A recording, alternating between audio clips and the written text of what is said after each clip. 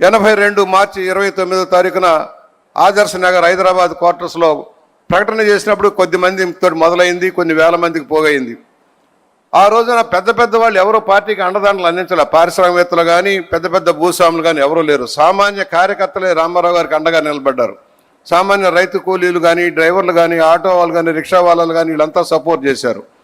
ఆ రోజున పాత డొక్కు చైతన్య రథంతో కార్యక్రమం మొదలైంది. హరికృష్ణ గారి సారథ్యంలో పాత డొక్కు. ఆయన ఎవరైనా పేదవాడు వచ్చి అంబలిస్తే తాగేవాడు. పెద్దవాడు ఇచ్చాడా, విషం ఇచ్చాడా, ఏమిచ్చాడా చూసేకున్నారు కదా. అభిమానంగా ఎవరు ఏం తెచ్చిచ్చినా స్వీకరించేసి పాదయాత్ర చేశారు. 7 నెలల పాటు నిరంతరాయంగా మండు టెండల్లో, తుఫాన్లో కూడా ఆపకుండా ప్రయాణాలు చేశారు. ఆయన అధికారంలో రావడానికి కష్టపడ్డారు. ఆ రోజున చాలామంది అన్నారు కమ్యూనిస్టులు సహకారం కావాలి, వారు లేకపోతే మన పరిపాలన చేయలేము అని పెద్ద పెద్దలు చెప్పినా కూడా ఆ రోజున కమ్యూనిస్టు ఉద్యమకారులు వేరే రకంగా ఆలోచించడంలో వారు లేకుండానే ఏకంగా అన్ని సీట్లు కూడా పోటీ చేసి విజయం సాధించిన విషయం మీకు తెలుసు. వచ్చిన తర్వాత కూడా కాంగ్రెస్ పార్టీ ఆయన వదల్లా. చలనచిత్ర నటుడుగా మీకు తెలుసు. అనేక ఉన్నత స్థితిలో నుంచి టాప్ మూవీస్ ఆఖరి రోజుల్లో ఆయన షష్టిపూర్తి జరిగే నాటికి టాప్ మూవీస్ అన్నీ కూడా ఆయనయ్యాయి.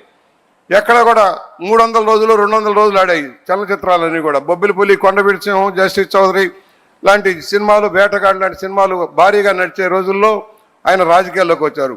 ఆ రోజున టాప్ 100 మందిలో ఒక్కడే టాప్ లెవెల్లో ఉండేది. అలాంటి వ్యక్తి రాజకీయాల్లోకి వచ్చి నీతివంతమైన పరిపాలన ఆదించడం కోసం ముందుకు వచ్చారు.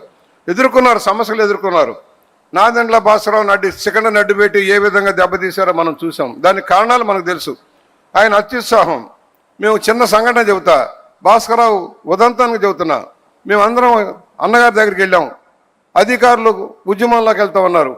ఉద్యమంలోకి వెళ్తున్నప్పుడు వారు చెప్పారు, వారు కొంత జీతాలు పెంచమంటున్నారు, వారు కొన్ని కోరికలు కోరుతున్నారు, తీరుద్దామని చెబితే అక్కడ ఆయన అన్నమాట ఏంటంటే, భాస్కరరావు గారు ఆర్థిక శాఖ మంత్రిగా కుదరదు, అవధన్నగారు ఇది ఖచ్చితంగా మనం దెబ్బతిన్నాం, కుదరదని చెప్పారు. అయిన తర్వాత ఆయన బయలుదేరారు. ఆయన వెనకమాల మేము బయలుదేరాం. 2 ఛానల్స్ మధ్య వెళ్తున్నప్పుడు అధికారులు వచ్చారు. అధికారులు వచ్చి అడిగినప్పుడు ఆయన చెప్పింది ఏంటంటే, మూర్ఖుడయ్యా, వింటం లేదా, నేను చెప్పాను ఇవ్వద్దామని అన్నాడు.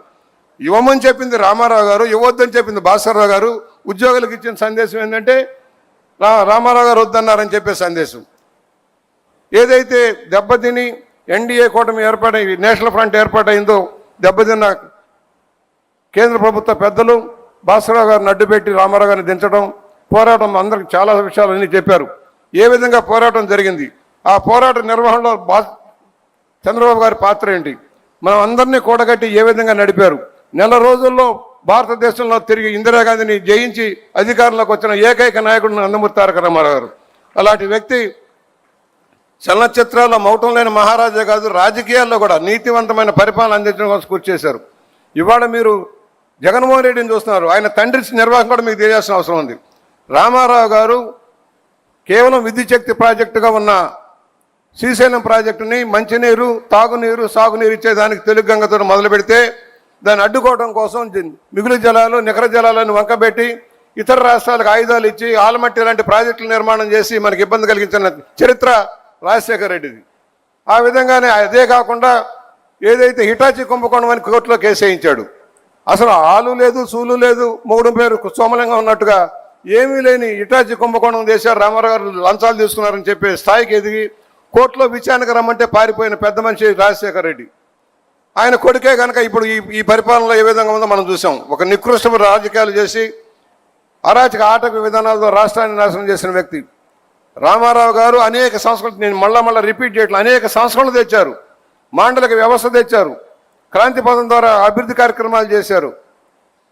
కిలో ₹2 బియ్యం ఇచ్చినా, పక్కా గృహాలు నిర్మించిన, జనతా బట్టలు ఇచ్చిన, అది రాష్ట్రానికి, దేశానికి ఆదర్శవంతం అయ్యారు. దాన్ని ముందుకు పునఃపుచ్చే చంద్రబాబు గారు తీసుకున్న విజన్ 2020 అద్భుతమైంది. రాష్ట్రాన్ని రాబోయే 20 ఏళ్లలో ఏ విధంగా అభివృద్ధి చేయాలన్న నిర్ణయంలో చేసినప్పుడు ఎగతాళి చేశారు. రామారావు గారు పార్టీ పెట్టినప్పుడు ఎగతాళి చేశారు. రంగులు వేసుకున్న వాడికి రాజకీయాలు ఎందుకన్నారు. వాళ్లే మళ్ళీ రామారావు గారి దగ్గర వచ్చి కలిసిపోతామని చెప్పిన విధానం. కుడి ఎడమల అందరినీ ఏకం చేసిన వ్యక్తి రామారావు గారు. బీజేపీని, కమ్యూనిస్టుల్ని, ప్రాంతీయ పార్టీలను ఏకం చేసి ప్రాంతీయ పార్టీ ఆరాధ్యంలో నేషనల్ ఫ్రంట్ నడిచేలాగా చేసి దేశానికి కాంగ్రెస్ని దూరంగా పెట్టిన వ్యక్తి రామారావు గారు. అలాంటి వ్యక్తి సారథ్యంలో తెలుగుదేశం లక్షలాది మంది కార్యకర్తలకు, ఇక్కడ చిన్న ఎగ్జాంపుల్ సార్, నన్ను మోహన్ రెడ్డి గారిని ఎక్కించుకొని గండిపేట తీసుకెళ్లారు రామారావు గారు. గండిపేట వెళ్తున్నప్పుడు తీసుకెళ్ళాక ఒకటే చెప్పారు, ఇక్కడ మన పార్టీ కార్యాలయం నిర్మాణం చేస్తుంటే నేను ఆశ్చర్యపోయాను. అన్నగారు ఇక్కడికి ఎవరు వస్తారు సార్ ఇంత దూరం అంటే, కాదు మన జాతీయ రాజకీయాల్లోని కొత్త తరాన్ని తయారు చేయాలి, కొత్త నాయకత్వాన్ని తయారు చేయాలి, దానికి ఇదే అనువైంది, నేను కూడా ఇక్కడే ఆశ్రమం కట్టుకుంటానని చెప్పి కార్యక్రమం మొదలుపెడితే, అదే మీ సారథ్యంలో చంద్రబాబు గారి సారథ్యంలో వేలాది మందికి శిక్షణ ఇచ్చి ఇంతమంది గొప్ప నాయకులను తయారు చేసిన శక్తి గండిపేట కుటీరానికి, గండిపేట పార్టీ కార్యాలయానికి వచ్చింది. నిన్న కూడా లోకేష్ గారు పొదుపు మంత్రం పెట్టి కింద లెవెల్లో కార్యక్రమం చేద్దామంటే మేమందరం అయ్యిద్దా అవ్వదా, ఎండాకాలం జరగదేమో అని సందేహాలు పెట్టాం. అయినా తాత వరవడిలో మనవడు ఒక పట్టుదల పెట్టాడు, అయ్యి తీరుతుంది, ఈ సెక్టర్ సక్సెస్ అవుద్ది అన్నాడు. 7.5 లక్షల మంది సమీకరించిన శక్తి లోకేష్ బాబు గారిది. అంటే మా పోటీ వాళ్ళకు కూడా మేము పరుగులు తీయబోతున్నాం సార్, బాబు గారు మా మనవడు మమ్మల్ని పరుగులు తీస్తున్నాడు సార్, కొంచెం రక్షించండి, ఆయన స్పీడ్ మేము అందుకోలేకపోతున్నాం, టెక్నాలజీ నేర్చుకోమంటా ఉన్నాడు, మేము టెక్నాలజీ నేర్చుకోవాల్సిన పరిస్థితి వచ్చాం. 7 ఏళ్లలో మార్పు చూస్తున్నాం సార్. మీ కొడుకు కాదు, రాష్ట్రానికి దిక్సూసే కాదు, దేశానికి దిక్సూసిగా మారే రోజులు వస్తూ ఉన్నాయి. Knowledge gain. ఏదో ఎక్కడో దుర్మార్గ పరిపాలన చేసేవాళ్ళు కొంతమంది, రాష్ట్రం కోసం దేశం కోసం కృషి చేసేవాళ్ళు కొంతమంది, దాంట్లో లోకేష్ గారు ఉన్నారు.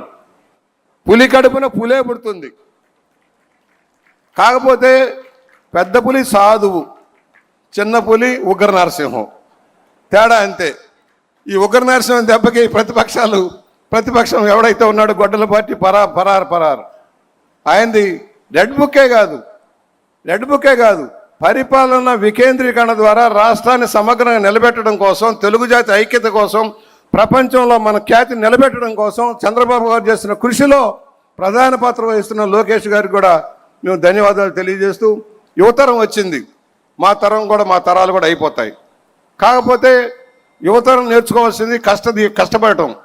రామారావు గారు నేర్పింది నీతి నిజాయితీలతో కూడుకున్న రాజకీయం, ప్రజల కోసం సంక్షేమం, ప్రజల మధ్య ఉండండి. ఒకప్పుడు ఒకే చిన్న లాస్ట్ పాయింట్ సార్, బాగారెడ్డి గారు నన్ను పిలిచి, ఏంటి బుచ్చయ్య మేము ఎప్పుడు ఓట్లకు కూడా వెళ్ళలేదు, ఇవాళ మీ రామారావు గారు ఏంటి ఇంటింటికి వెళ్ళాలి, గడపకి వెళ్ళాలి అంటున్నారు, ఇదేమి రాజకీయం అయ్యా, మేము చచ్చిపోతాం మళ్ళీ తిరగలేం కదా అన్నారు. అదే తెలుగుదేశం రామారావు గారు కార్యకర్తల్ని ప్రజలకు చేరువుగా చేశారు, నాయకుల్ని ప్రజలకు జవాబుదారీగా చేశారు. ఇవాళ సామాజిక వర్గాలుగా అత్యున్నత స్థానం కల్పించారు. ఇవాళ మీరు మహిళకి కేంద్ర ప్రభుత్వం ఇచ్చినా ఇవ్వకపోయినా మేము 33% పైచీలకు ఇస్తామని చెప్పినందుకు మీకు ధన్యవాదాలు సార్. వంటింటికి పరిమితమైన మహిళలు ఇవాళ ముందుకు వస్తూ ఉన్నారు, వారిని అన్ని రంగాల్లో అద్వితీయంగా విజయం సాధిస్తున్నారు సార్. పురుషులు స్త్రీలు కలిసి ప్రయాణం చేస్తే ఏది సాధ్యమో మీరు నిరూపిస్తూ ఉన్నారు. దానికి చివరిగా ఒకటే, మేము నిన్ననే అడిగా, అయ్యా మేము కాఫీ టిఫిన్లు చేయడమే నేర్చుకున్నాం, రేపు రాబోయేలో వంట కూడా నేర్చుకోవాల్సిన అవసరం ఉంది. ఇదివరకు అమ్మాయిలే వంట చేశారు, ఇప్పుడు మేము కూడా వంట చేస్తామని చెప్పాము. ఆ విధంగా మాకు కూడా తరఫేదేమని కోరుకుంటూ మరొకసారి ఇంత విజయవంతమైన మహానాడుని, ఎన్ని మహానాడులు సార్, మీ కష్టం మీ వృధా పోలేదు.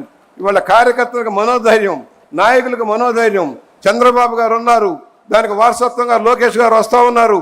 ఎంతైనా మళ్ళా రాష్ట్రాన్ని ముందుకు తీసుకెళ్తారనే ఒక ఆలోచన విధానాన్ని కల్పించిన మీ అందరికీ ధన్యవాదాలు తెలియజేస్తూ, రామారావు గారికి భారతరత్నమని ప్రకటించినందుకు రేపు కేంద్రం మీద ఒత్తిడి తెచ్చి ఇప్పించండి.